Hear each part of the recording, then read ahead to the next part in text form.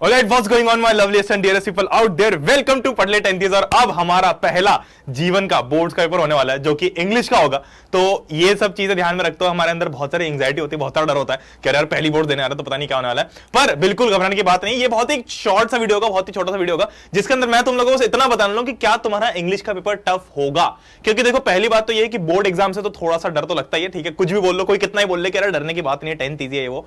पर हमको पता है कि हम परसों के दिन या कल के दिन जा रहे हैं वो एग्जाम का पेपर लिखने के लिए, ठीक है, और पूरा अलग सिनेरियो होगा, पूरा अलग सब कुछ सिस्टम होने वाला है, सेंटर एंटर होंगे, पता नहीं कौन इन्विजिलेटर होगा, पता नहीं कौन हमारे पास में बैठ रहा होगा, तो वो सब चीजें सब दिमाग में रहती है, बहुत सारी चीजें कैलकुलेट होती है। तो मैं तुम्हारी भावनाओं को समझ सकता हूं क्योंकि I come from the same age group वाला फंडा, ठीक है, थोड़ा थोड़ा सा। बट एनी विच वेज वो हम जो भाईचारा वाइब होती है उसको बाद में करेंगे, अभी हमारा जो काम क्या होता है कर लेते हैं कि क्या हमारा इंग्लिश का पेपर टफ आएगा, कितना टफ आएगा, कितना नहीं आएगा।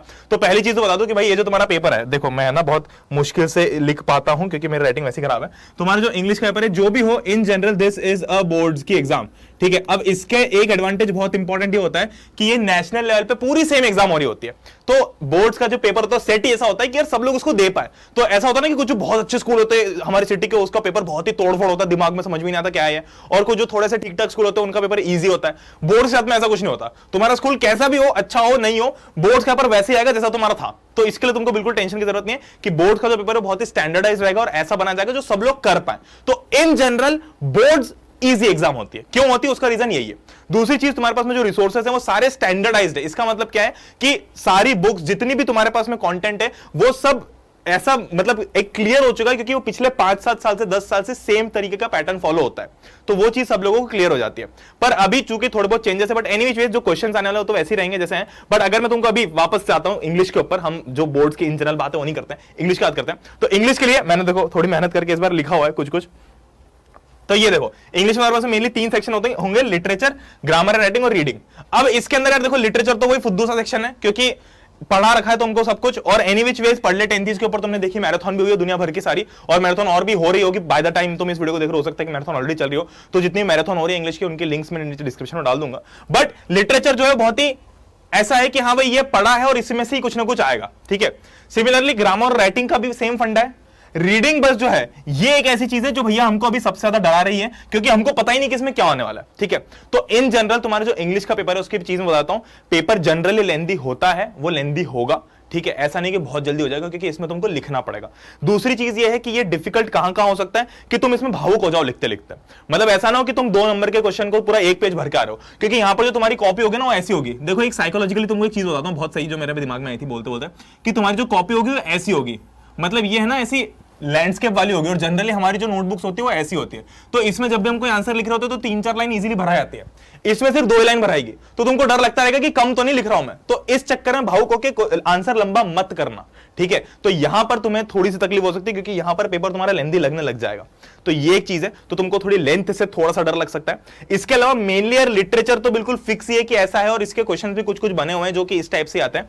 ग्रामर राइटिंग का सेक्शन भी तुमको पता ही है, ठीक है। मेनली जो राइटिंग है उसमें तुमको फॉर्मेट का ध्यान रखना है क्योंकि अंदर तुम कुछ भी कंटेंट लिख दोगे ना वो ठीक है, कंटेंट सही लिखना, पर कंटेंट बहुत ज्यादा इतना मैटर नहीं करता जितना फॉर्मेट करता है कि तुम्हारा फॉर्मेट कैसा है, तुम सही चीज सही जगह पे लिख रहे हो कि नहीं लिख रहे हो। मेनली जो अभी सबसे ज्यादा कंसर्न है हमारा वो रीडिंग का है, क्योंकि रीडिंग है हमेशा जैसा नहीं है। हमेशा रीडिंग पता कैसी होती थी कि 5 क्वेश्चन है और ये 5 क्वेश्चन के जो आंसर है वो ऐसे कैसे तुम्हारे पास में ABCD E करके 5 पैसेजेस दिए होते हैं और इनमें तुमको एक एक आंसर मिल जाता है। अभी भी मोर और लेस ऐसा ही है, पर यहां पर तुमको एक्चुअली थोड़ा सा रीड करके थोड़ा सा लॉजिक लगाना पड़ेगा।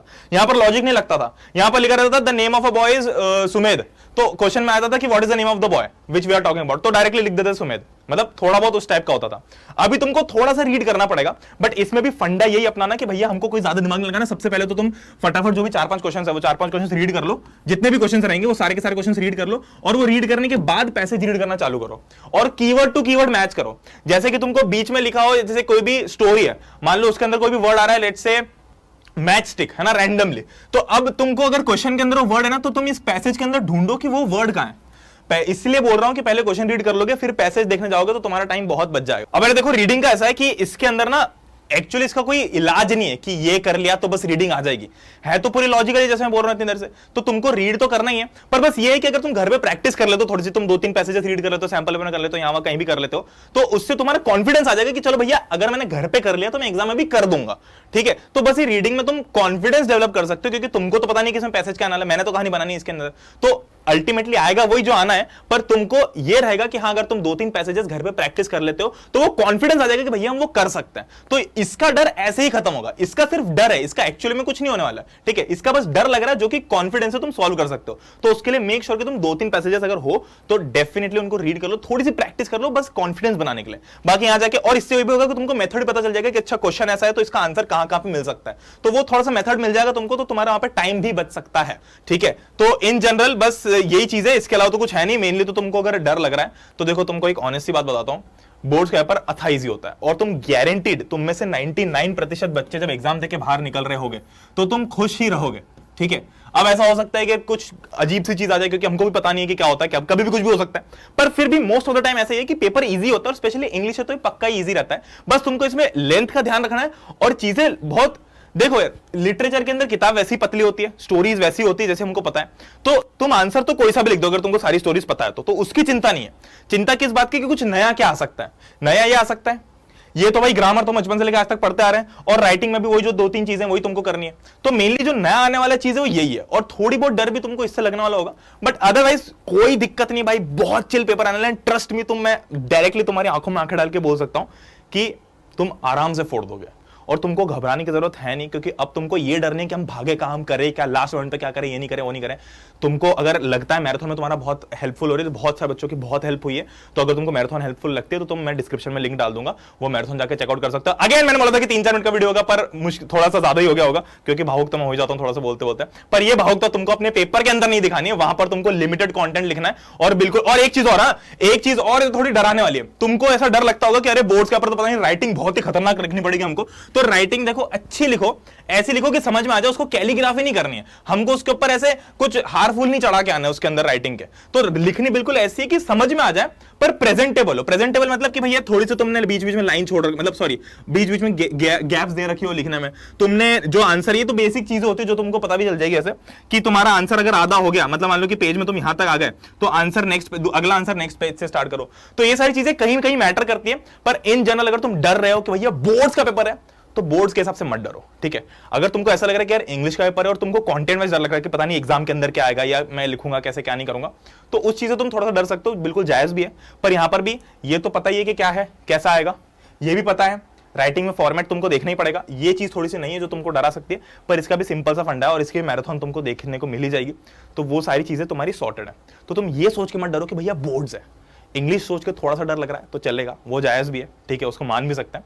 बाकी तुमको इन जनरल इंग्लिश बहुत इजी होगा, ठीक है। तुम ऐसा बिल्कुल दिमाग पे लोड मत लो, और अभी तक तुम्हारे पास में छुट्टियां भी थी, ठीक है, पहला ही पेपर है, तो होपफुली तुमने इसकी तगड़ी प्रिपरेशन की होगी, और नहीं भी की है, थोड़ी कम भी की है, तो भी तुम्हारे पास में अभी टाइम है। तुम अभी से ये मत सोचो कि यार अब कैसे होगा, अब भी आराम से हो जाएगा, कर लो, एटलीस्ट ये तो कर ही सकते हो भाई। इसमें तो वहीं के वहीं लॉजिक लगाओगे, इसकी प्रैक्टिस करने का टाइम नहीं मिलेगा तुमको मुश्किल से, ये तो कर ही सकते हो, इसकी स्टोरी रीड कर सकते हो, वीडियोस तो देख ही सकते हो इसके, एज स्टोरी तुम इसको समझ लो, ताकि वहां पर कुछ तो लिख पाओ। ऐसा कुछ मत करना कि तुम इंग्लिश के बारे में कुछ भी छोड़ के आ जाओ, ठीक है।